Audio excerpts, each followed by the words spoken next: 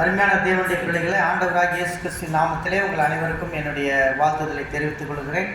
யோவான் 9ஆம் அதிகாரம் 1வது வசனத்தை யாராவது ஒருவர் வாசிக்கும்படி அன்போடு கேட்டுக்கொள்கிறேன்.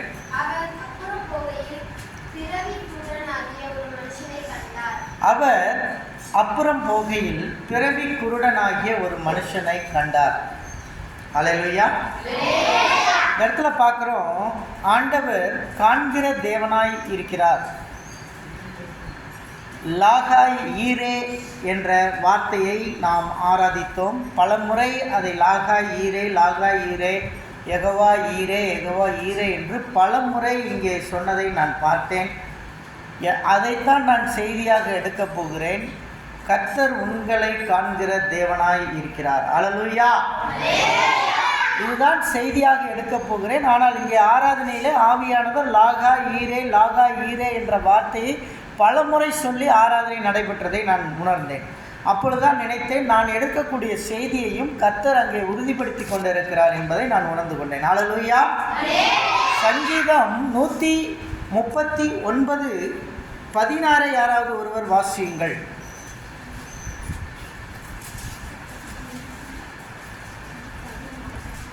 16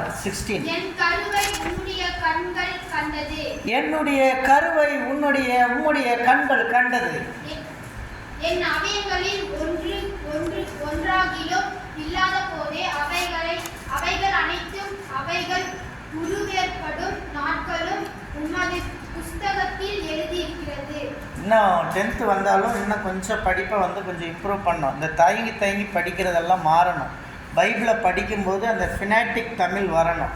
அது வந்தால் தான் நீங்கள் பைபிள் நல்லா படிக்கிறீங்கன்னு அர்த்தம். திக்கி 1வது பிள்ளைங்க மாதிரி படிக்கக்கூடாது. படிக்கும்போது சொல்லணும், நம்முடைய கருவை யார் கண்டது? ஆண்டவரின் கண்கள் கண்டது. நீ தாயின் கருவில் நீ உருவாவதற்கு முன்னே உன்னை கண்ட தெய்வமா. அல்லேலூயா. அல்லேலூயா. நம்ம எல்லாரையும் தாயின் கருவில் அவருடைய கண்கள் கண்டுச்சோம். நம்ம அம்மா வயிற்றுக்குள்ளே இருக்கும்போதே அவர் நம்மை கண்டாராம். பார்த்தீங்களா? ஆண்டவர் நம்ம நினச்சிட்டு இருக்கிறோம், நம்மளை அப்பா பார்க்கல அம்மா பார்க்கல அப்படின்லாம் நம்ம சொல்லிக்கிட்டு இருப்போம். ஆனால் நம்முடைய ஆண்டவர் கருவிலேயே நம்மளை பார்த்துருக்கார். அல்லேலூயா. Before you form in the mother's womb, God has chosen you. God has chosen you before you form in the mother's womb. நீ தாயின் கருவில் உருவாவதற்கு முன்பாகவே உன்னை அவருடைய கண்கள் கண்டது. அல்லேலூயா. பாருங்க, சில நேரங்களில் நம்ம நிறைய நேரங்களில் கவலை விடுவோம். எனக்கு யாரும் இல்லை, என்னை பார்த்துக்க யாரும் இல்லை. இன்றைக்கி என்னை பார்க்குறவங்க சொல்லுவாங்க, எனக்கு பின்னாடி நிறைய பேர் இருக்காங்க, என்னை பார்த்துக்க யாரும் இல்லாமலாம் இல்லை, எல்லோரும் இருக்காங்க அப்படின்னு என்னை பார்த்து சொல்கிறவங்க சொல்லுவாங்க. நான் சில நேரம் நினைப்பேன், எனக்கு யாரும் இல்லை அப்படின்னு நான் நினைப்பேன். இப்படி ஒவ்வொருத்தரும் நினச்சிட்ருப்பாங்க, என்னை பார்த்துக்க யாரும் இல்லைன்னு. இந்த யாரும் இல்லைன்றவங்களுக்கு ஒன்றே தெரிஞ்சுக்கோங்க, உங்களை எங்கே பார்த்துருக்காரு தெரியுமா? ஒரு ஆள் கருவிலேயே பார்த்துருக்காரு. அல்லேலூயா. தாயின் கருவிலேயே பார்த்துருக்கார். தாயின் கருவிலே ஒருத்தர் பார்த்துருக்கார். அவர் உங்களை பார்த்துருக்கும்போது நம்ம நிறைய நேரங்களில் நமக்கு யார் உதவி செய்வாங்க, நமக்கு யார் ஹெல்ப் பண்ணுவாங்க அப்படின்னு நம்ம நினைப்போம். ஆனால் நம்மளை தாயின் கருவிலேயே கர்த்தர் பார்த்துருக்கனால நமக்கான உதவும் கரங்கள் நம்மை தேடி வந்து கொண்டு தான் இருக்கும். அல்லேலூயா. அதனால் இந்த ஆகாரை குறித்து நான் பல முறை பேசியிருக்கிறேன். ஆகார் எப்படின்னா, அவள் நல்லா சந்தோஷமாக, திடீர்னு ஒரு வேலைக்காரிக்கு ஒரு சந்தோஷமான வாழ்க்கை கிடைச்சிது. திடீர்னு அவள் இருந்த நிலைமை மாறிடுச்சு. Suddenly her life has is changed. திடீர்னு சொல்லி எஜமாட்டி அம்மா நினச்சாங்க, நீ ஒரு குழந்தையை பெற்றுக்கொடு எங்கள் ஹஸ்பண்டுக்குன்னு சொல்கிறாங்க. ஒரு பெரிய பொறுப்பை கொடுக்குறாங்க ஆகாருக்கு. அதுவரை வேலைக்காரியாக இருந்த பொறுப்பு, அதுக்கப்புறம் பிள்ளை பேர் என்ற ஒரு பொறுப்பு கிடச்சிருச்சு. இந்த பிள்ளை பேர் பொறுப்பு வந்தோடனே அவள் குழந்தை ப்ரெக்னென்ட் ஆனோடனே ஷி வாஸ் ஸோ ஹாப்பி, சந்தோஷம். நான் எப்பயும் நல்லபடியாக என்ன செய்வேன், போய் என்னுடைய எஜமானுக்கும் என்னுடைய எஜமாட்டிக்கும் வேலை செய்வேன். இப்போ எனக்கு ஒரு அங்கீகாரம் கிடச்சிருக்கு. எனக்கு எதுவுமே இல்லைன்னா, என் வாழ்க்கையில் நான் ஒரு அனாதை, எனக்கு யாரும் இல்லை அப்படின்னு இருந்த நேரத்தில் எனக்கு ஒரு அங்கீகாரம் கிடச்சிருச்சு அப்படின்னு சொல்லி ஆகார் வாஸ் வெரி ஹாப்பி. குழந்தை பிறந்துச்சு. குழந்தை பிறந்தப்போ ஆகாருக்குள்ளே ஒரு சின்ன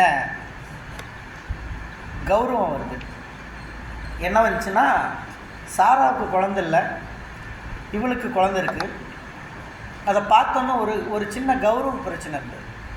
அந்த கௌரவ பிரச்சனைக்கு தன்னுடைய நாச்சியாரை அற்பமாய் எண்ணினார். பைபிளில் சொல்லுது, தன்னுடைய நாச்சியாரை அற்பமாக எண்ணினாள் அப்படின்னு சொல்லுது. தன்னுடைய நாச்சியாரை அற்பமாக அவள் என்னென்னதுனால கர்த்தர் அதை பார்த்துக்கிட்டு இருக்காரு. அவளும் பார்க்குறா, இது நான் ஒரு பெரிய தப்பு பண்ணிட்டேன்.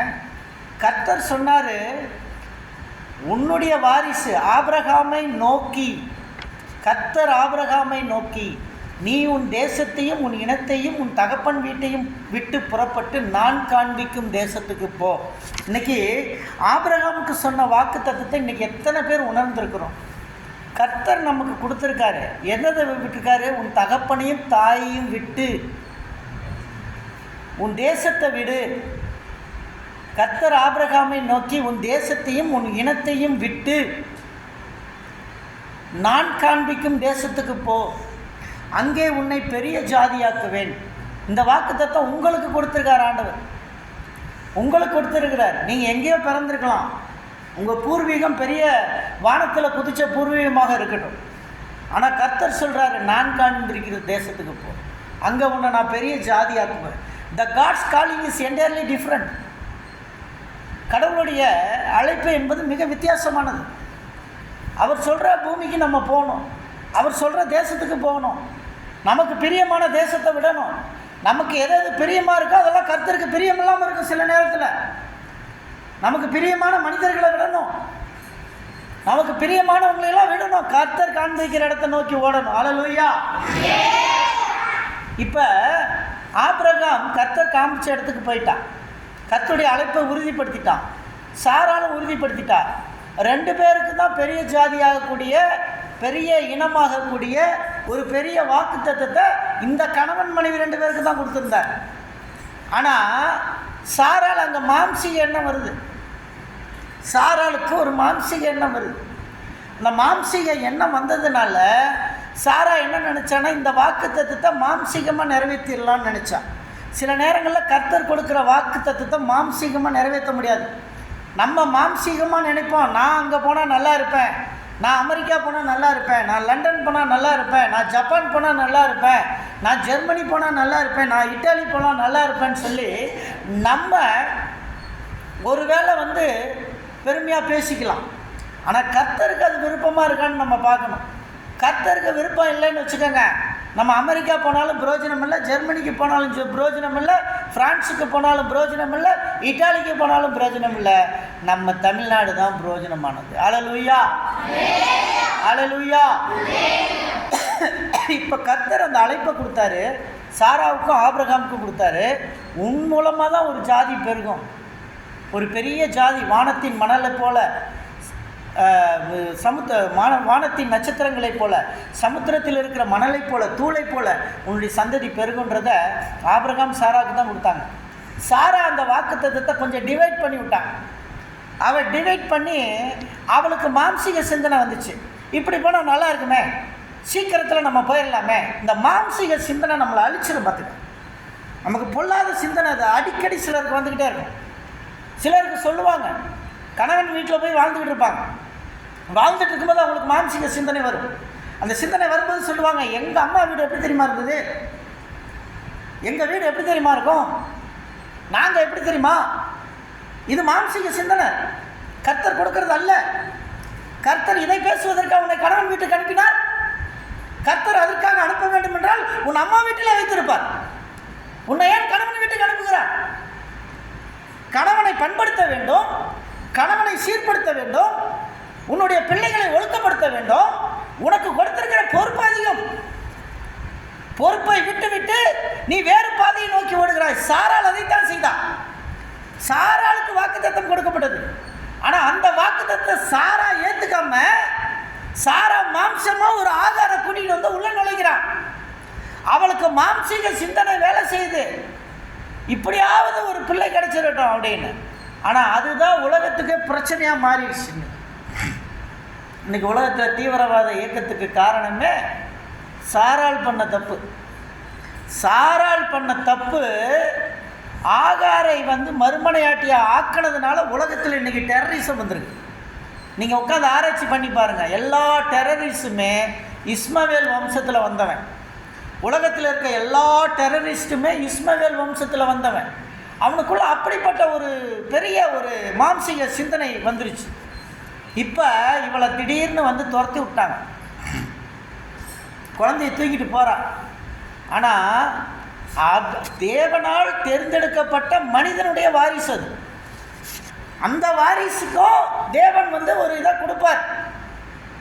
ஒன்று சாராளின் மூலமாய் வரக்கூடிய வாரிசுக்கும் தேவன் ஒரு வழியை காட்டுவார்.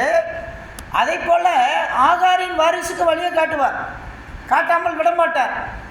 ஆனால் என்னாச்சு, ஆகார் 0க்கு வர்றார். அவளுக்கு இருந்த பதவி போச்சு, அவளுக்கு இருந்த அந்தஸ்து போச்சு, எல்லாம் ஒரே நிமிஷம். she is become a 0. ஒரே நிமிஷம் தெருவில் நடக்க ஆரம்பிச்சிட்டா. ஒன்றுமே இல்லை. ஹஸ்பண்ட் கொடுத்த கொஞ்சம் பணம் தான் இருந்தது. தன் மகனை முத்தமிட்டு ஆகாரின் கையிலே கொடுத்து வழிக்கு தேவையானதெல்லாம் கொடுத்து அனுப்பினான் ஆபிரகாம்னு பைபிளில் சொல்லியிருக்கு. ஆகார் அதை எடுத்துக்கிட்டு போகிறா. அவளுக்கு எவ்வளோ வேதனையாக இருந்திருக்கும். அவள் எதிர்பார்க்கல, அதை எஜமானோட வாழணும்னு எதிர்பார்க்கல. அவள் எதிர்பார்க்காத ஒன்றை எஜமாட்டி கொடுத்தா. ஆனால் அதே எஜமாட்டி இப்போ பிடுங்கிட்டு நான் தான் முக்கியம், எனக்கு புள்ள வந்துருச்சு, அவளை துரத்தி விடுங்கன்னு சொல்கிறான். அவனும் துரத்தி விடுறான். துரத்தி விட்டவ அப்படியே நடந்து போகிறா. she have no hope. அவளுக்கு நம்பிக்கை இல்லை. என்ன நடக்கும்னு தெரியாது, அவள் வாழ்க்கை எங்கே போகுன்னு தெரியாது. ஒரே நிமிஷத்தில் அவள் 0வா தெருவில் நடக்கிறாள். தன்னுடைய மகனை தூக்கி கொண்டு வனாந்திரத்தில் நடந்து போய்கிட்டே இருக்கா. வனாந்திரத்தில் போய்கிட்டே இருக்கா. என்ன ஆகுன்னு தெரியாத வாழ்க்கை, எங்கே போகுன்னு தெரியாத அந்த வாழ்க்கை. வனாந்திரத்தில் நடந்து போய்கிட்டே இருக்கா. திடீர்னு மகனுக்கு தாகம் வருது, தண்ணி தேவைப்படுது. கொண்டு வந்த தண்ணியெல்லாம் தீந்துருச்சு. மகனுக்கு தண்ணி தேவைப்படுது. என்ன பண்ணுறது? அம்மா தண்ணி, அம்மா தண்ணி என்று மகன் கேட்கும் பொழுது தாயின் உள்ளம் துடித்து போகும். தாயின் உள்ளம் துடித்து போகும். அம்மா தண்ணீர் என்று சொல்லும் பொழுது தாயின் உள்ளம் துடித்து போகும். தாய்க்கு அன்பு வத்தி போகுமோ, தனது பிள்ளை அவள் மறப்பாளோ, அவள் மறந்தாலும் நான் மறப்பதில்லை என்று வேதவசனம் சொல்லுகிறது. அப்படி அந்த மனது துடித்து போகும். என்ன செய்வதென்று அவளுக்கு தெரியவில்லை. தான் மகன் சாகிறதை காணக்கூடாது என்பதற்காக ஒரு கல்லறி தூரத்திலே தன் மகனை போட்டுவிட்டு தூரத்திலே போய் உட்கார்ந்து ஓ என்று ஒப்பாரி வைத்து அழுகிறாள். ஓ என்று ஒப்பாரி வைத்து அழுகிறாள். அந்த நேரம் கர்த்தர் கண்டார். ஆகாரை கர்த்தர் கண்டார். ஆகாரின் நிலையை கர்த்தர் கண்டார். லாகா ஈரேன்னு அந்த இடத்துக்கு பேர் வச்சான். ஆகார் வாட் ஹேப்பன் டு யூ, உனக்கு என்ன ஆச்சு? ஆகார் வாட் ஹேப்பன் டு யூன்னு கேட்டார் கர்த்தர். அவன் சொன்னா, எனக்கு இந்த மாதிரி இருக்குது, என் பிள்ளை சாக போகிறான், ஒன்றும் கவலைப்படாத, உன் கண்ணை நான் திறக்கிறேங்க பாரு, முன்னாடி நான் உனக்காக ஒரு அருமையான பாலைவனத்தில் ஒரு பாலைவன சோலை ஆயத்தப்படுத்தி வச்சுருக்கேன். அல்லேலூயா. ஆகாருக்கு ஒன்றுமே இல்லைன்னு நினைக்கும்போது அவளுக்கு கண்ணுக்கு முன்னாடி ஒரு பாலைவன சோலை இருந்தது. அந்த சோலையை அவள் பார்க்கல. அவளுக்கு கண்கள் அடைக்கப்பட்டிருந்தது. அவள் கண்கள் திறக்கப்படவில்லை. அவள் கண்கள் திறக்காததினாலே அவளுக்கு முன்னால் இருந்த ஆசீர்வாதத்தை பார்க்கவில்லை. இன்னைக்கு நம்ம நிறைய பேருக்கு நம்ம கண்கள் அடைக்கப்பட்டிருக்கிறது, குருடாய் இருக்கிறோம். கர்த்தர் கொடுத்த ஆசீர்வாதத்தை நம்ம இன்னும் பார்க்கல. நிறைய பேர் எதிர்காலத்தில் நல்ல ஆசீர்வாதத்தை நமக்கு முன்னாடி வச்சிருக்காரு. ஆனா நம்ம தூரத்தில் உட்கார்ந்து புலம்பிட்டு இருக்கோம். ஆகார் மாதிரி புலம்புறோம். ஆகார் எப்படி புலம்புனா? ஐயோ என்று புலம்பினா. அவளுக்கு தெரியல முன்னாடி ஒரு பாலைவன சோலை இருக்கு, ஒரு ஒயாசிஸ் இருக்குன்னு அவளுக்கு தெரியல. அந்த ஒயாசிஸ்ல 80 பேரிச்ச மரங்கள் இருந்தது. 80 பேரிச்ச மரங்கள் இருந்தது அந்த ஒயாசிஸ்ல. அந்த ஒயாசிஸ் தான் மோசேயும் கண்டுபிடிச்சான். அந்த ஒயாசிஸை மோசே காலத்தில் அந்த பாலைவன சோலையில் என்ன இருக்கிறதே அவளுக்கு தெரியல. ஆசீர்வாதம் முன்னாடி இருக்குது, ஆனால் ஆசீர்வாதம் தெரியாமல் அவள் கண்கள் அடைக்கப்பட்டிருந்தது. அருமையான தேவனுடைய பிள்ளையே, நமக்கு நிறைய நேரங்களில் ஆசீர்வாதம் நமக்கு முன்னாடி இருக்குது, ஆனால் நம்முடைய கண்கள் அடைக்கப்பட்டு இருக்கிறது. Our eyes are closed.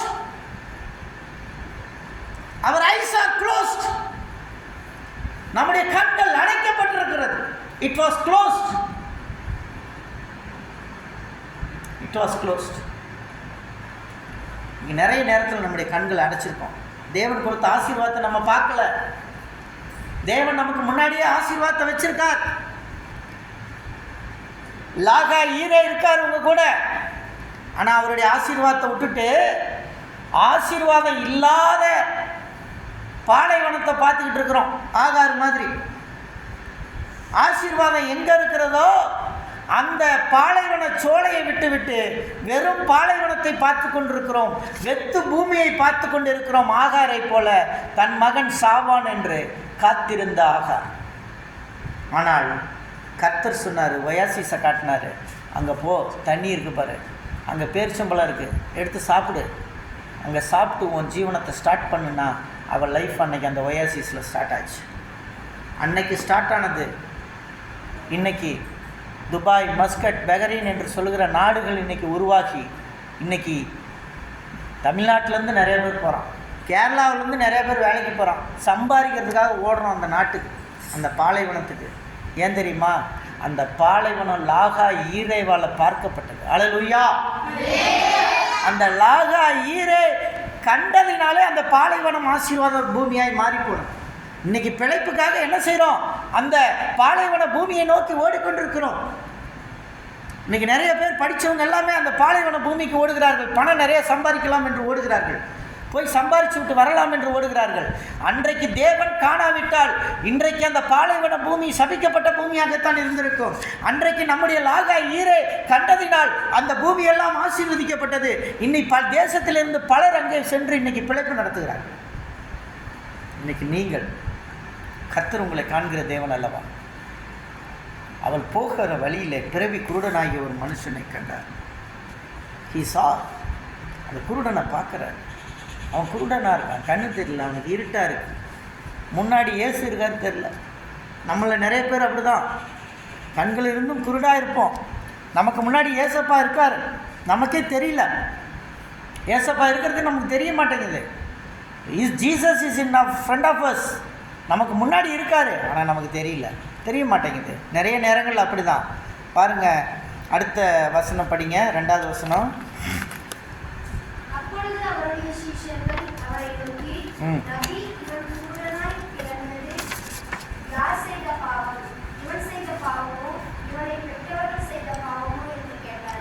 பாருங்க, இது யார் செஞ்ச பாவம்? நிறைய பேர் நினைக்கிறோம், நம்மள நிறைய பேர் நினைப்போம், ஒரு வியாதி வந்துருச்சுன்னா என்ன பாவம் செஞ்சணும்? ஒரு வியாதி வரட்டும், ஒரு வியாதி வந்துருச்சுன்னா நான் என்ன பாவம் செஞ்சனோ தெரியல, எனக்கு இவ்வளோ வியாதி வந்துருச்சு, எனக்கு காய்ச்சல் வந்துருச்சு, என்ன பாவம் பண்ணனோ தெரியல, எனக்கு காய்ச்சல் வந்துருச்சு, எனக்கு வியாதி வந்துருச்சு. நிறைய பேர் இப்படி தான் யோசிச்சுட்டு இருக்கிறோம். என்ன பாவம் செஞ்சனால இப்படி வந்துச்சு? பாருங்கள், சில நேரங்களில் கர்த்தர் இதை பெரிய எக்ஸ்ப்ளனேஷனை கொடுக்குறாரு. நிறைய பேர் அப்படி தான் நினச்சிட்டு இருக்கிறோம். சுகர் வந்துருச்சா நான் பாவம் பண்ணிட்டேன், பிபி வந்துருச்சா நான் பாவம் பண்ணிட்டேன், ஹார்ட் அட்டாக் வந்துருச்சா நான் ஏதோ பாவம் பண்ணிட்டேன், இப்படி தான் நம்ம நினச்சிட்டு இருக்கோம். கர்த்தர் சொல்கிறாரு, இவன் செய்த பாவம் இல்லை, இவங்க பெற்றோர்கள் செய்த பாவம் இல்லை, தேவனுடைய கிரியை இவனிடத்திலிருந்து வெளிப்படணும். அல்லேலூயா, அல்லேலூயா. நம்மள நிறைய பேர் நினைக்கிறோம், கொலஸ்ட்ரால் ஏறிடுச்சு, நான் என்ன பாவம் பண்ணேன்னா கொலஸ்ட்ரால் ஏறிடுச்சு. கொலஸ்ட்ரால் ஏறுறதுக்கு பாவத்துக்கும் சம்மந்தம் இல்லை. நம்ம நிறைய பேர் அப்படி தான் நினச்சிக்கிட்டு இருக்கிறோம். இதெல்லாம் பாவத்தின் விளைவால் வருது, நமக்கு வர்ற நோய்கள்லாம் நினச்சிட்டு இருக்கிறோம். மனிதனாய் பிறந்தவனுக்கு எந்தெந்த நோயை தர வேண்டும் என்பதை கர்த்தர் முடிவு பண்ணுகிறார், நாம் முடிவு செய்வதில்லை, கர்த்தர் முடிவு பண்ணுகிறார். நிறைய ஆட்டுக்கறியை சாப்பிட்டா கொலஸ்ட்ரால் வரும்னா, கிராமத்தில் ஒருத்தன் ஒரு கிடாவை வெட்டி ஒரு குடும்பமே ஒரு கிடாவை திங்குது, ஆனால் அவங்களுக்கு கொலஸ்ட்ரால் வரல. ஒருத்தன் போய் கடையில் போய் ஒரு 2 பீஸு மட்டனை தின்னுட்டு வரான், அவனுக்கு கொலஸ்ட்ரால் வருது. அவன் பாவம் பண்ணானா? அவன் எங்கே போய் பாவம் பண்ணான்? பார்த்தீங்களா? கர்த்தர் முடிவு பண்ணுறது தான் நடக்குது. அங்கே என்ன இருந்தாலும் கர்த்தர் முடிவு பண்ணுறது நடக்கிறது. இன்றைக்கி நீங்கள் உட்கார்ந்துருக்கிறத கர்த்தர் முடிவு பண்ணியிருக்கார். when you are sitting here, God has chosen you. இன்றைக்கி நீங்கள் ஆண்டவருக்கு முன்னாடி உட்கார்ந்துருக்கீங்க, அதை ஆண்டவர் முடிவு பண்ணுறார். இன்றைக்கி நான் நின்றுட்டுருக்கேன், என்னை முடிவு பண்ணுறது கர்த்தர் முடிவு பண்ணுறார். மனிதனால் அல்ல, மனிதன் மூலமாகவும் அல்ல. அல்லேலூயா. இவன் செய்த பாவம் அல்ல, இவன் பெற்றோர்கள் செய்த பாவம் அல்ல, தேவனுடைய கிரியை உன்னிடத்திலிருந்து வெளிப்பட வேண்டும். அருமையான தேவனுடைய பிள்ளையே, இன்னைக்கு நான் சொல்கிறேன், தேவனுடைய கிரியை நீ வெளிப்படுத்த முடியுமா? தேவனுடைய கிரியை ஒன்றிருந்து வெளிப்படுமா? எப்படி வெளிப்படும்? உன் வார்த்தையில் வெளிப்படணும். ஆகார் மாதிரி முன்னாடி இருக்கிற ஒரு ஒயாசிஸை தெரியாமல் உட்கார்ந்துருந்தா எப்படி தேவனுடைய கிரியை உன் இடத்துலேருந்து வெளிப்படும்? தேவன் கொடுத்த ஆசீர்வாதத்துக்கு நன்றி சொல்லியிருக்கியா என்னைக்காவது? தேவன் கொடுத்த நல்ல உடைக்கு என்னைக்காவது நன்றி சொல்லியிருக்கியா? நல்ல உணவுக்கு நன்றி சொல்லியிருக்கியா? எகிப்தை பற்றியே நினைத்து கொண்டு இருக்கிறாயே. இஸ்ரவேல் ஜனங்களுக்கு ஒரு பெரிய கானான் இருந்தது முன்னாடி. அவங்க அந்த கானானை பார்க்க போகணும். அந்த கானான் பாலும் தேனும் ஓடுற தேசம். அந்த தேசத்துக்கு கூட்டிகிட்டு போயிட்டுருக்காங்க. இஸ்ரவேல் ஜனங்கள் முறுமுறுக்கிறார்கள். தண்ணி இல்லைன்னு முறுமுறுக்கிறாங்க. தண்ணி இல்லைன்னா டென்ஷன் ஆகுறாங்க. அடுத்து சாப்பாடு இல்லைன்னு முறுமுறுப்பு வருது. அவங்க சொல்கிறாங்க, எகிப்தில் எங்களுக்கு வெங்காயம் வெள்ளை பூண்டெல்லாம் கிடைத்தது. பைபிளில் சொல்லியிருக்கு, எகிப்தில் எங்களுக்கு வெங்காயமும் வெள்ளை பூண்டும் கிடைத்தது, ஆனால் இந்த வனாந்தரத்தில் எங்களுக்கு ஒன்றும் கிடைக்கவில்லை. எகிப்து சில நேரங்களில் செழிப்பான பூமியாக தான் தெரியும். எகிப்து சில நேரங்களில் செழிப்பான பூமியாக தான் தெரியும். எகிப்து இஸ்ரவேல் ஜனங்களுக்கு செழிப்பான பூமியாக தெரிந்தது. அவர்களுக்கு வெங்காயமும் வெள்ளை பூண்டு கிடைச்சது. ஆனால் இந்த வனாந்தரத்தில் கிடைக்கல. வனாந்தரத்தில் கர்த்தர் என்னத்தை கொடுக்க நினைக்கிறாரோ அதைத்தான் கொடுப்பார். ஹல்லேலூயா. அங்கே இருக்கிற வெள்ளைப்பூண்டு வெங்காயமும் முக்கியம் அல்ல. வனாந்தரத்தில் எண்ணத்தை தேவன் கொடுக்க விரும்புகிறாரோ அதுதான் முக்கியம். வனாந்தரத்தில் காடையை அனுப்புகிறாரா அதுதான் முக்கியம். வனாந்தரத்தில் வானத்திலிருந்து மன்னாவை அனுப்புகிறாரா அதுதான் முக்கியம். கர்த்தர் என்னத்தை அனுப்புகிறாரோ அதுதான் முக்கியம். இன்னைக்கு நீ இருக்கிற வீடு ஒருவேளை வனாந்தரமாக இருக்கலாம். நீ நினச்சி பார்க்கலாம், என்ன வனாந்தரமாக இருக்கு. வித்தியாசமான மனிதர்கள், வித்தியாசமான மக்கள், வித்தியாசமாக இருக்காங்க. எல்லாரும் வித்தியாசமாக இருக்காங்க. நினைக்கலாம் வனாந்தரம்னு நினைக்கலாம். ஆனால் அந்த வனாந்தரத்தில் தான் ஒரு பாலைவன சோலையை உருவாக்கினார் என் தேவன் ஆகாருக்கு காண்பித்தார். இன்னைக்கு நீ இருக்கிற பூமி, நீ இருக்கிற வீடு, நீ இருக்கிற வாழ்கின்ற இடம் வனாந்தரமாக இருக்கலாம் உனக்கு. ஆனால் அந்த வனாந்தரத்துக்கு முன்னாடி உனக்கு ஒரு பெரிய ஆசீர்வாதத்தை உன் எதிர்நோக்கி காத்திருக்கிறாய். நீ காத்திருக்க வேண்டும். ஆகாரை போல ஜெபத்தில் உகந்த இடத்துல காத்திருக்க வேண்டும். கர்த்தர் அளித்த பூமியிலே நீ காத்திருக்க வேண்டும். ஆகாரை போல காத்திரு. அந்த பாலைவன சோலையை நீ அடைவாய். பிறவி குருடனாகி ஒரு மனுஷனை ஆண்டவர் கண்டபோது அவன் குருடனாய் இருக்கிறான். இயேசு அவனை பார்க்கிறார், ஆனால் அவனால் இயேசுவை பார்க்க முடியவில்லை. அருமையான தேவனுடைய பிள்ளையே, இன்றைக்கு இயேசு உங்களை பார்த்து கொண்டிருக்கிறார். தாயின் கருவுக்கு முன்பாகவே உன்னை முன்குறித்திருக்கிறார். ஆனால் நீ இன்னும் இயேசுவை பார்க்கவில்லை. நீ இன்னும் குருடாய் உட்கார்ந்திருக்கிறாய். இயேசு உன்னை பார்த்தால் நீ இந்த காரியங்களை எல்லாம் செய்வாயா? இயேசு உங்களோட இருக்கிறார் என்று நினைத்தால் நீ இந்த தவறுகளை எல்லாம் நினைத்துக் கொண்டு இருப்பாயா? அப்ப இயேசு உன்னை பார்க்கிறான் என்ற பயம் இல்லாமல் அல்லவா இருந்து கொண்டு இருக்கிறாய். இந்த குருடன் அப்படித்தான் இருந்தான். அவன் அப்படியே தான் இருந்தான். அதுக்கு மற்றவங்க இயேசு பார்க்குறான்னு தெரிஞ்சோன்னே தான் இந்த கேள்வியே கேட்டாங்க. இயேசு பார்க்குறான்னு தெரிஞ்சோன்னே, ஆண்டவரே இவன் குருடனா பிறந்தது யார் செய்த பாவம்? இவன் செய்த பாவமா, இவனை பெற்றவர்கள் செய்த பாவமா? யார் செஞ்ச பாவம்? Whose sin is this? யார் செஞ்ச பாவம்? ஏசாமி அதை அருமையாக சொல்லுவார். இவன் செய்த பாவமும் அல்ல, இவனை பெற்றவர்கள் செய்த பாவமும் அல்ல, தேவனுடைய கிரியை உன்னிலிருந்து வெளிப்படும் பொருட்டு நீ இப்படி பிறந்திருக்கிறாய். அல்லேலூயா. இன்னைக்கு நிறைய பேருக்கு சொல்கிறேன், நீங்கள்லாம் எங்கே பிறந்திருக்கீங்கன்னு எனக்கு தெரியாது, ஆனால் உங்கள் தாயின் கருவில் கர்த்தர் முன்குறித்திருக்கிறார். நீ தேவனுடைய கிரியை நீ வெளிப்படுத்தணும். இங்கே உட்கார்ந்திருக்க ஒவ்வொரு பிள்ளைகளும் தேவனுடைய கிரியைகளை வெளிப்படுத்த வேண்டும்.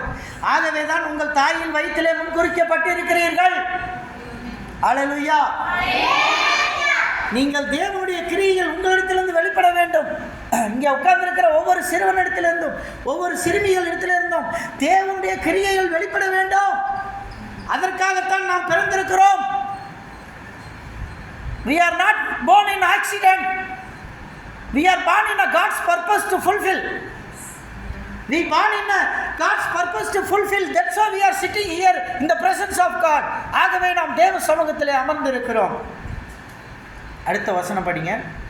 பகற்காலம் இருக்கும் மட்டும் நான் என்னை அனுப்பினவருடைய கிரியைகளை செய்ய வேண்டும். பகற்காலம் இருக்க மட்டும் நான் என்னை அனுப்புகிறவருடைய கிரியையை செய்ய வேண்டும். ஒருவரும் கிரியை செய்யக்கூடாத ராக்காலம் வரும். பார்த்தீங்களா? இன்றைக்கி கிரியைகள் நீங்கள் செய்யணும். கிரியைன்னா நல்லது. Do good, always do good. நிறைய பேருக்கு நல்லது செய்யும்போது 4 பேருக்கு பிடிக்காது. கெட்டது செஞ்சாலும் 4 பேருக்கு பிடிக்காது. உனக்கு நன்மை செய்ய அறிந்திருந்தும் செய்யாமல் இருந்தால் அது பாவம். வேதவசனம் அது சொல்லுகிறது. உனக்கு நன்மை செய்ய தெரிந்திருந்தால் ஏதோ ஒரு வழியிலே மக்களுக்கு நன்மை செய். உன்கிட்ட உதவின்னு யார் வந்து நின்னாலும் அவங்கள மறுக்காதே. அல்லேலூயா, அல்லேலூயா. எபேசியரின் புஸ்தகம் 2ஆம் அதிகாரம் 10வது வசனத்தை வாசிங்க.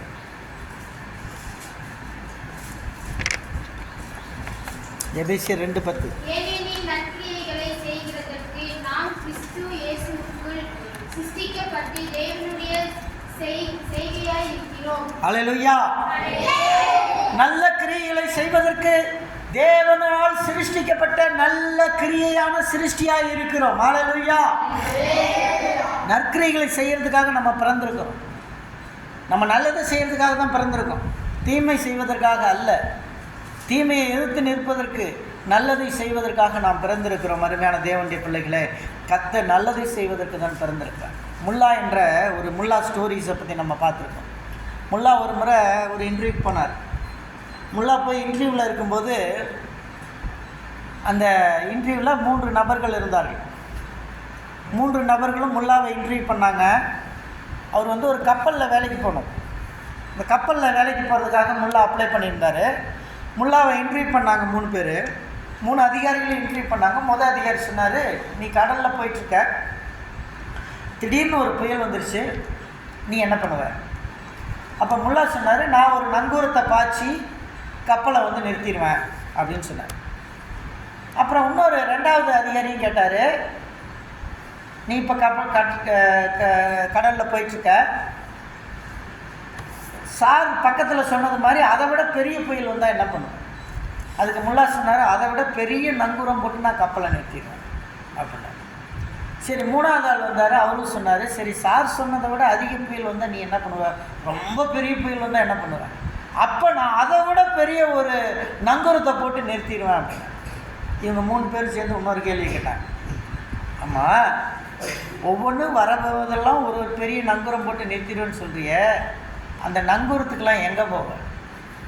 நங்கூரத்துக்கெல்லாம் எங்கே போவேன்? அதுக்கு அவர் சொன்னாரா, நீங்கள் 3 விதமான புயலை சொன்னீங்க, அதெல்லாம் உங்கள் கற்பனையில் சொன்னீங்க, அதே மாதிரி நானும் கற்பனையில் தான் அந்த நங்கூரத்தை சொன்னேன். நான் இப்போ பாருங்கள், இன்றைக்கி நம்ம நிறைய பேர் அப்படி தான். இன்றைக்கி நற்கிரியைகளை செய்யும்போது நம்ம கற்பனையில் உட்காந்துருப்போம். நல்ல கிரியைகளை செய்யணுங்க. we need to do. God want to do means உன்னை தேடி ஒருத்தன் ஆக்சிடெண்ட்டாக வரமாட்டான். உன்னை தேடி யாரும் ஆக்சிடெண்ட்டாக வரமாட்டான். ஒருத்தன் உன்னை தேடி வந்து நிற்கிறான் என்றால் கர்த்தர் அனுப்பி வருவான். சில நேரத்தில் சாத்த அனுப்பியும் வருவான், நமக்கு சொல்ல முடியாது.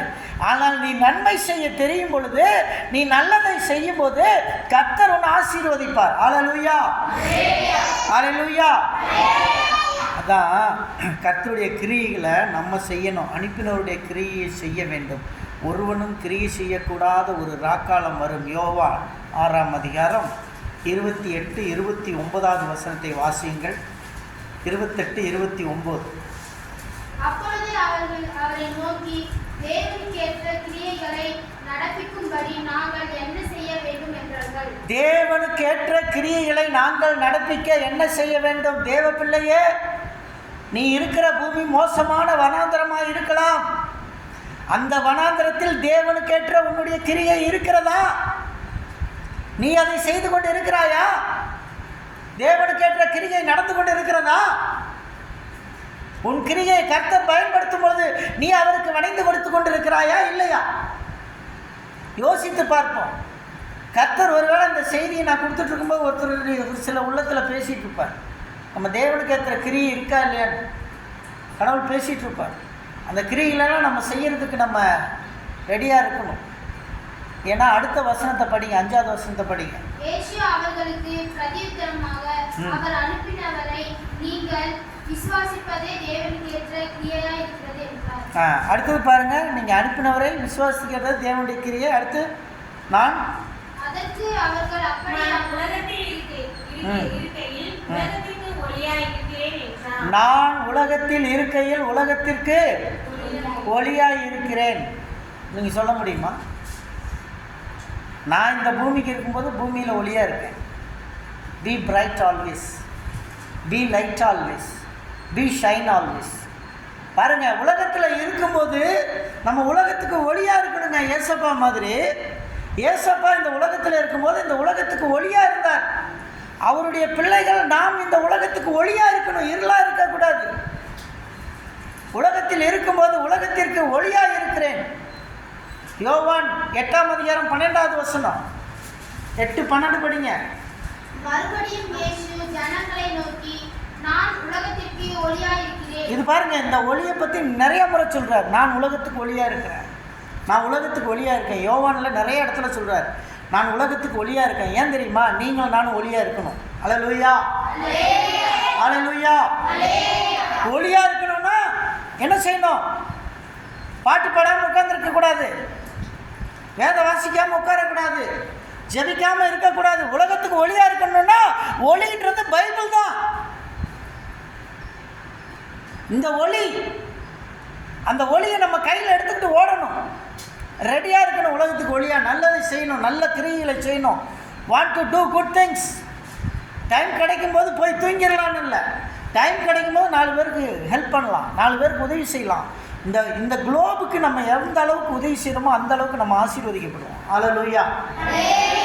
இந்த உலகத்துக்கு நம்ம எந்த அளவுக்கு ஹெல்ப் பண்ணுறோமோ இந்த உலகம் நம்மை உயர்த்தி கொண்டு போகும். அல்லேலூயா. என்வைரன்மெண்ட்டுக்கு நம்ம ஹெல்ப் பண்ணணும், உலகத்துக்கு ஹெல்ப் பண்ணணும். நமக்கு பசி எடுத்தோன்னா நம்ம என்ன செய்யணும்? சாப்பிட ஓடுறோம். நமக்கு பக்கத்தில் இருக்கிற ஒரு செடி காஞ்சிருக்கு, இந்த செடிக்கு கொஞ்சம் தண்ணி ஊற்றலாமே, அந்த செடியை காயாமல் பார்த்துக்கலாமே. ஒரு ஆட்டுக்குட்டி மேன்னு கத்துது, அந்த கத்துற ஆட்டுக்குட்டிக்கு கொஞ்சம் தீனி போடலாமே, கொஞ்சம் தண்ணி வைக்கலாமே. இதையெல்லாம் நாம் நல்லதாக செய்ய வேண்டும். விலங்குகள், மனிதன் எல்லாருக்கும் உதவ வேண்டும் என்பது தான் ரொம்ப முக்கியமானதாக இருக்கிறது. ஆகவே தான் சொல்கிறாரு, நான் உலகத்தில் இருக்கையில் உலகத்துக்கு ஒளியாக இருக்கேன். இத்தனை காரியங்களையும் ஒரு குருடன் முன்னாடி சொல்லிட்டு இருக்காரு. அல்லேலூயா, அல்லேலூயா. இதுவரை இந்த 4-5 காரியங்கள் நான் சொன்னேன். 5 காரியங்கள். அவர் குருடனை கண்டார். இது யார் செஞ்ச பாவம்? இவன் செஞ்ச பாவம் இல்லை, அவன் பெற்றோர் செஞ்ச பாவம் இல்லை. அடுத்து 3வது காரியம், தேவனுடைய கிரியை இடத்துல வெளிப்படும் பெற்று பிறந்தான். நான் பகற்காலம் இருக்க மட்டும் அனுப்பினவருடைய கிரியை செய்ய வேண்டும், ஒருவனும் கிரியை செய்யக்கூடாத ராக்காலம் வரும். 5வது காரியம், நான் உலகத்துக்கு ஒளியாக இருக்கிறேன்னு சொல்கிறார். இந்த 5 காரியத்தையும் ஒரு குருடன் முன்னாடின்னு சொல்லிட்டு இருக்கார். அவனுக்கு தெரியுமா? அவன் இயேசுவே பார்க்கல, ஆனால் இயேசு இதெல்லாம் அவனை பார்த்து சொல்லிட்டு இருக்கார். நீ இயேசுவை பார்க்கல, நீ இயேசுவை இன்னும் தரிசிக்கல, ஆனால் இயேசு உன்னை பார்த்து இதெல்லாம் சொல்லிக்கிட்டு இருக்கார். காரணம் என்ன தெரியுமா? அடுத்து உனக்கு அற்புதம் நடக்க போகுது. அல்லேலூயா, அல்லேலூயா. அடுத்தது நெக்ஸ்ட் ஸ்டெப் உனக்கு மிராக்கிள் நடக்க போகுது உன் லைஃப்பில். இப்போ இயேசு என்ன பண்ணாரு படிங்க. தரையில் துப்பி, இயேசு தரையில் துப்புறாருங்க. நல்லா தெரிஞ்சுக்கங்க, தரையில் துப்புறது நல்ல செய்யணும் கெட்ட செய்யணும்? நல்லதா கெட்டதா? காலையில் நான் வாக்கிங் போகும்போது என்னுடைய மனைவி சொல்லுவா, எல்லாம் துப்பி வச்சுருக்கானுங்க, ரோடெல்லாம் துப்பி இருக்கிறானுங்க, ரொம்ப அசிங்கம் பண்ணிகிட்டே இருக்கானுங்க இந்த ஊரில் அப்படின்னு சொல்லுவாள். ஏன்னா நடக்கும்போது நமக்கு அருவருப்பாக இருக்கும், எல்லாம் எச்சிய துப்பா ரோடெல்லாம் துப்பி வச்சுருப்பான். தரையில் துப்பினார் ஏசப்பா. மனுஷன் துப்புறதுக்கும் ஏசப்பா துப்புறதுக்கும் வித்தியாசம் இருக்கு. ஏன்னா இயேசுவின் உமிழ் நீரில் ஜீவன் இருக்கிறது. இயேசுவின் உமிழ் நீரில் ஜீவன் இருக்கு. நம்ம உமிழ் நீரில் ஜீவன் இல்லை. நம்ம உமிழ் நீரில் ஜீவன் இல்லை. கெட்ட வார்த்தை வருது. நம்ம உமிழ் நீரில் ஜீவன் இல்லை. நம்ம உமிழ் நீர்ல அசுத்த எண்ணங்கள் வருது, கோபம் வருது, திட்டுறது வருது, எல்லாம் வருது. ஆனா இயேசுவின் உமிழ் நீர்ல ஜீவன் இருக்கிறது. the power of God இருக்கு. அவர் உமிழ் நீரை துப்பினாரு, கீழே துப்பி என்ன பண்ணாரு? உமிழ் நீரினால் சேர் உண்டாக்குகிறார். பார்த்தீங்கன்னா மனிதனை படைக்கும் போது இயேசு என்ன பண்ணாரோ அதுதான் இங்கே பண்ணிட்டு இருக்கார். அவர் மண்ணை எடுத்து அதை பிசைந்து, அதை ஈரப்படுத்தி தானே பிசைய முடியும். அதுக்கு ஈரத்தை ஊட்டி பிசைந்து அதில் அவனை மனுஷனை உருவாக்கி கை காலெலாம் வச்சு உருவாக்கினார். இந்த இடத்துல மற்ற அவருடைய ஹீலிங் எல்லாம் பார்த்தீங்கன்னா ஜீசுடைய குருடனை ஹீல் பண்ணும்போது அவர் தொட்டார், அவன் பார்வை அடைந்தவனாய் திரும்பி வந்தான். அப்படி தானே இருக்குது மற்ற இடத்துல. ஏன் இந்த இடத்துல மட்டும் இயேசு இந்த வேலையை செய்கிறார்? நம்ம யாராவது யோசிச்சிருக்கோமா பைபிள் படிக்கும்போது இயேசு ஏன் இந்த இடத்துல மட்டும் அந்த வேலையை செய்கிறார்? அதுக்கு முன்னாடி இயேசு தொட்டாரு, சுகமாயிடுச்சு. தொட்டாரு, பார்வை அடைந்தவனாய் திரும்பி சென்றான். முடவனை பிடிச்சி தூக்கிறான் பேதுரு, பார்வை அவன் நடக்கிறவனா போயிட்டான்.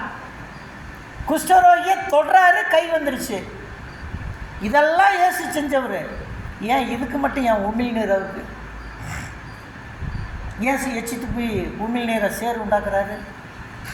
கண்ணே ஃபார்ம் ஆகலைங்க அவனுக்கு, கண்ணே உருவாகலை, பிறவியில் இந்த கண் இமையே இல்லை அவனுக்கு. கண்ணுன்ற ஒரு பொருளே இல்லாமல் இருக்கு அவனுக்கு. அந்த கண்ணே இல்லாத இருந்ததுனால அவர் அந்த மண்ணில் இருந்து உமிழ் நீரில் சேரை உண்டாக்கி அந்த சேற்றை குருடனுடைய கண்ணிலே அவர் பூசி, நீ போய் சீலோவாமிலே கழுவு என்கிறார். அப்போ அவனுக்குள்ள கண்ணே ஃபார்ம் ஆகலை, ஜீசஸ் அந்த கண்ணை ஃபார்ம் பண்ணுறார். இன்றைக்கி அருமையான தேவனுடைய பிள்ளை, உனக்கு என்ன இல்லையோ அதை ஆண்டவர் ஃபார்ம் பண்ணிடுவார். என்ன தேவைப்படுதோ அதை கர்த்தர் கொடுப்பார். நாம் நினச்சிட்ருக்கிற மாதிரி இல்லை, நம்ம நினைக்கிற மாதிரி இல்லை. ஆண்டவரே எனக்கு இது வேணும், எல்லாம் கொடுத்துட்டீங்க, ஆனால் எல்லாம் கொடுக்க ஒரு குறை வந்துக்கிட்டே தான் இருக்கும். நம்ம சின்ன வயசுலேருந்து பார்க்குறோம். ஆண்டவர்கிட்ட நம்ம என்ன கேட்குறோமோ எல்லாத்தையும் கொடுத்துட்டே இருப்பார். அவர் கொடுக்க ஒவ்வொரு குறையும் நம்ம சொல்லிக்கிட்டே இருப்போம். அடுத்தடுத்து இன்னொன்று வரும், எனக்கு அது வந்துருச்சு, சரி சந்தோஷம், அடுத்து ஆண்டவரே எனக்கு இது வேணும். நம்ம என்னைக்கு நம்ம பிறந்ததுலேருந்து மண்ணுக்கு போகிற வரைக்கும் கர்த்தர்கிட்ட ரிக்வெஸ்ட் ஜபம் தான் பண்ணிகிட்டு இருக்கோம். அல்லேலூயா, ரிக்வெஸ்ட் ஜபம் தான். நம்ம யாரும் ஸ்தோத்திர ஜபம் இல்லை, எனக்கு போதும் இட் இஸ் இனஃப்ன்ற ப்ரேயர் நமக்கு வரல. நம்ம அன்னையிலிருந்து ரட்சிக்கப்பட்ட காலத்துலேருந்து நம்ம என்னைக்கு கர்த்தர் நம்மளை எடுத்துக்கிறாரோ அன்னைக்கு வரைக்கும் ஆண்டவரே எனக்கு வேணும் வேணும் வேணும் வேணும்னா நம்முடைய ஜெபம் இருக்கு. It is an infinitive prayer. நம்ம ஜெபத்துக்கு முடிவில்லை, நமக்கு தேவை இருக்குது. அவ்வளோ தேவைகள் வந்துக்கிட்டே இருக்கு. தேவைகளை ஒவ்வொரு நாளும் நம்ம கேட்டுக்கிட்டே தான் இருக்கிறோம். இயேசு உமிழ் நீர் சேராக்கி குருடனுடைய கண்களில் பூசி சீலோவாமில் போய் கழுவுகிறார். சீலோவாம்னா என்ன? அனுப்பப்பட்டவன்.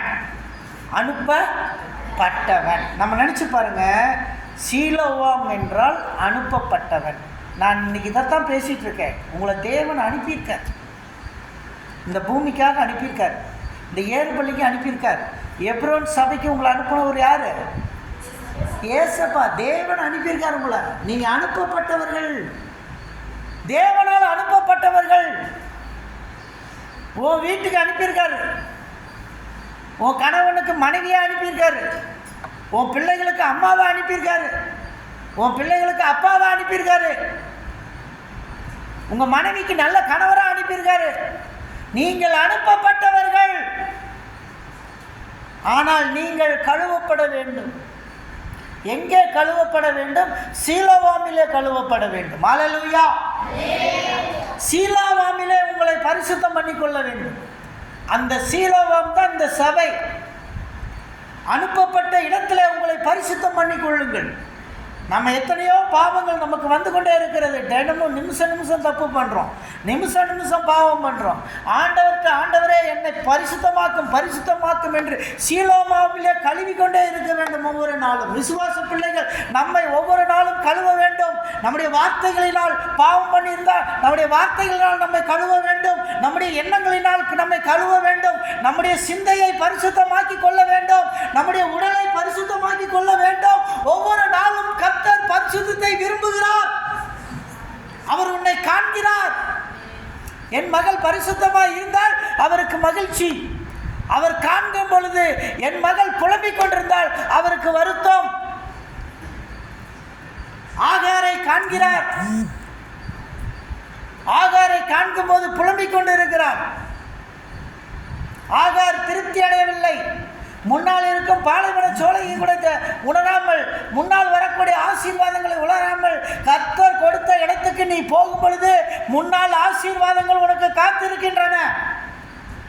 கர்த்தர் கொடுத்த இடத்துக்கு நீ போகும் பொழுது முன்னால் உனக்கு ஆசீர்வாதங்கள் காத்திருக்கின்றன.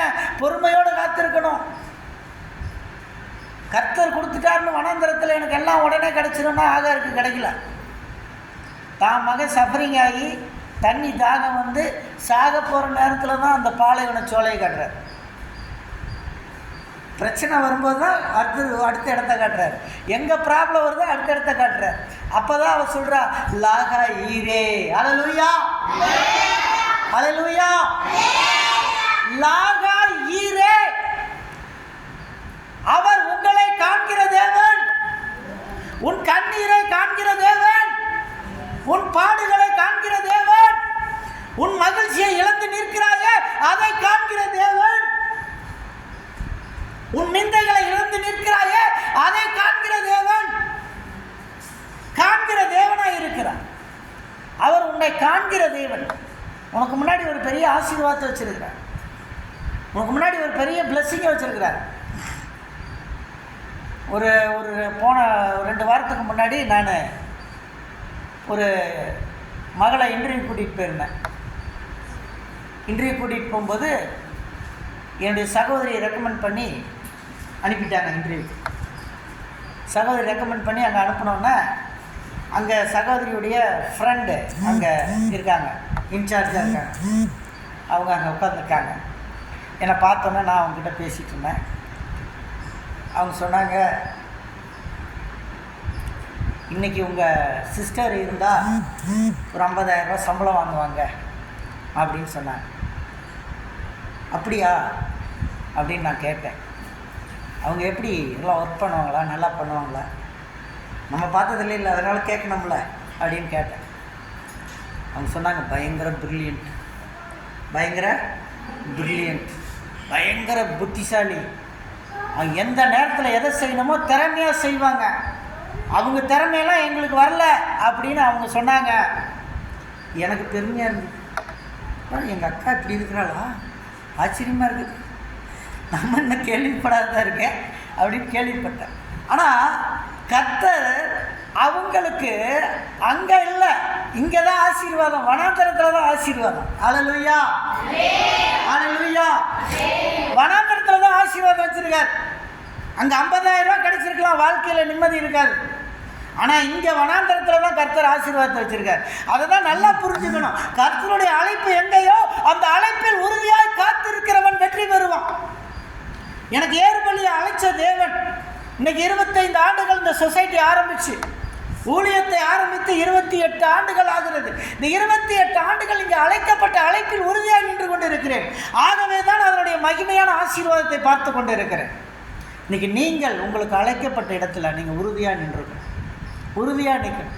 நானே ஆச்சரியப்பட்டேன். என்னுடைய சகோதரியை பற்றி இப்படி சொல்கிறாங்களா, பரவாயில்லையே, ஆச்சரியமாக இருக்கு.